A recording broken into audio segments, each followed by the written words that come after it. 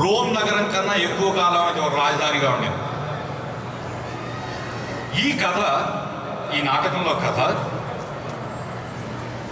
చైనాలో మొదలవుతుంది.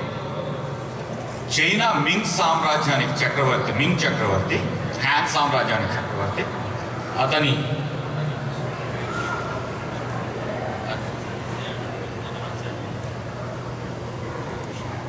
ఈ బాబు పేరు విశ్వ. పేరెంట్స్ తప్పిపోయారు.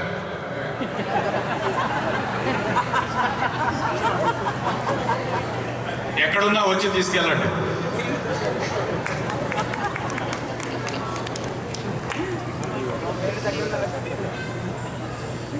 కథలో వద్దాం. మింగ్ చక్రవర్తికి ఒక రోజు కళ వచ్చింది.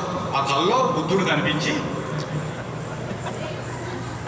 మింగ్ చక్రవర్తి ఆశ్చర్యపోయి ఈ మహానుభావుడు ఎవరు అని అడిగితే తెలుగుదేశంలో మీకు ఆన్సర్ దొరుకుతుంది అని చెప్పారంట. ఇది 78 క్రీస్తు శకం 78వ సంవత్సరంలో జరిగింది. చైనా రికార్డ్స్లోని. ఈ తెలుగుదేశం వేరొకటి కాదు, తెలుగుదేశం. అప్పుడు అతను తమ్ముడిని పంపించాడు, యాన్ యువరాజుని. అతను అమరావతి వచ్చాడు.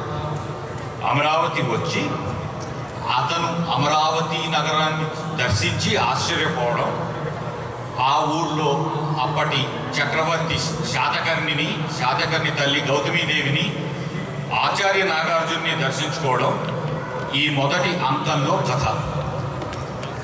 చిన్నపిల్లలు చేసి చూపిస్తారు, ఆనందించడం.